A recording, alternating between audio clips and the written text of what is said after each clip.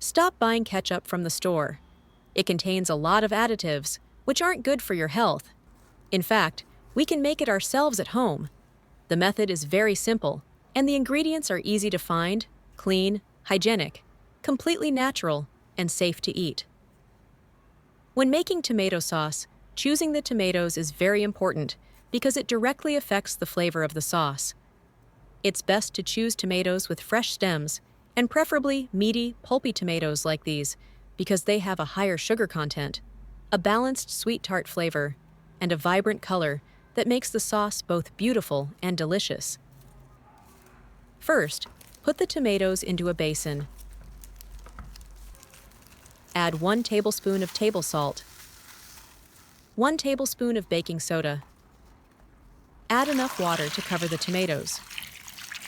Stir well to dissolve the salt and baking soda in the water. Soak for 10 minutes. After soaking, rinse the tomatoes thoroughly. Washing with diluted salt water not only helps disinfect them, but also removes some pesticide residue on the surface. Baking soda helps loosen pesticide residue on the skin and makes dirt easier to wash off. Where are you watching from? Please leave a comment to let me know. Rinse again with clean water to completely remove the salt, baking soda, and any remaining impurities.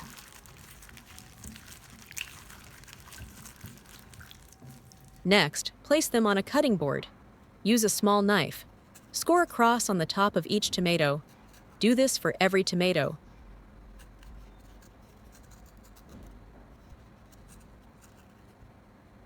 Put them into a pan.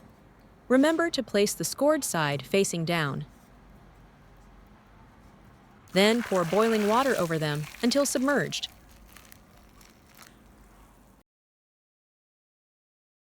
Cover with a lid and blanch for about 1 minute.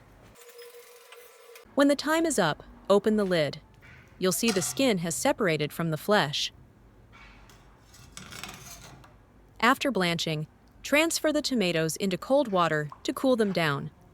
This makes peeling easier.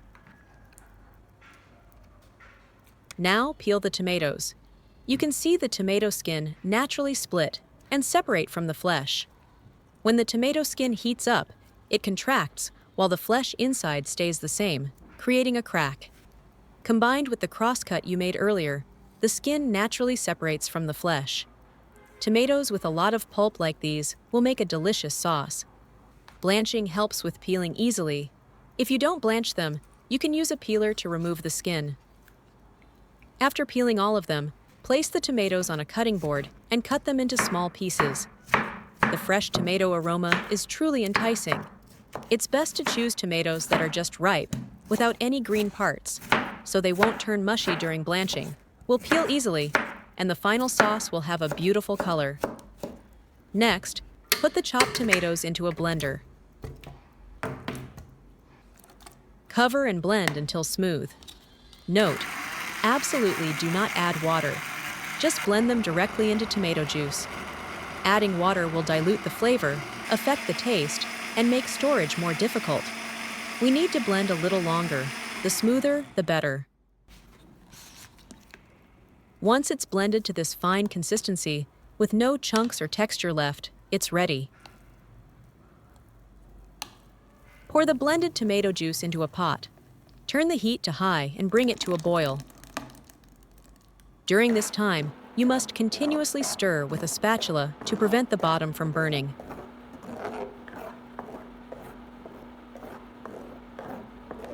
Here comes the important part. At this stage, a lot of foam will rise to the surface. Do not skim it off. This foam is the natural red pigment of tomatoes, which is very good for our health.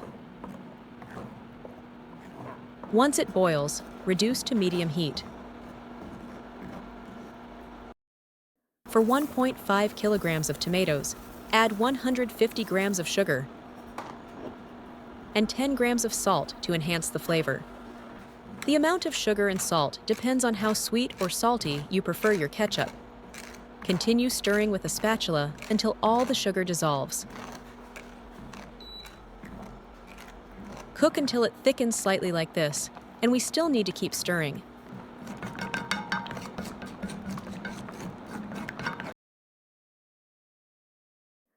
Cook until it reaches this level of thickness. Add 45 milliliters of white vinegar. Lower the heat and simmer for another 2 minutes. Vinegar helps balance the natural sweetness of the tomatoes, creating a more harmonious and rich flavor. The acid in vinegar acts as a preservative, helping prevent bacterial growth and extending the ketchup's shelf life. Vinegar also adds a mild tanginess that gives ketchup its signature flavor.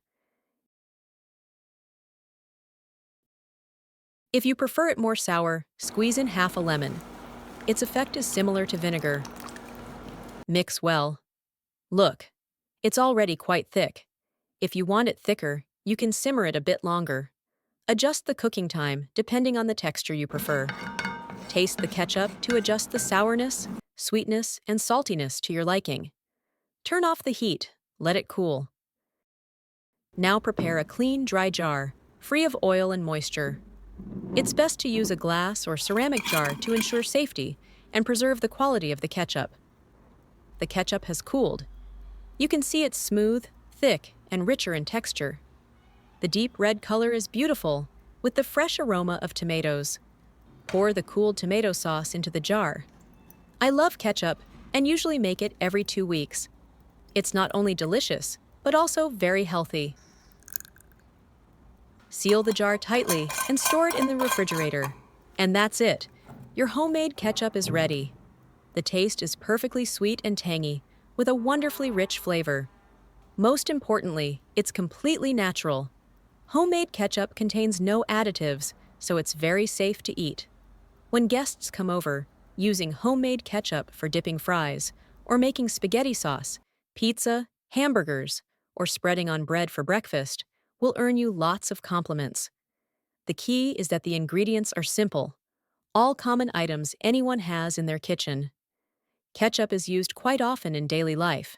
It not only enhances the flavor of dishes, but also stimulates the appetite.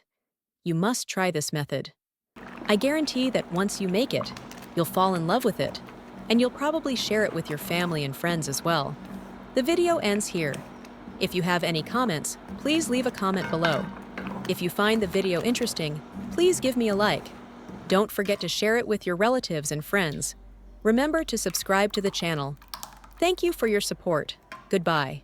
See you in the next video.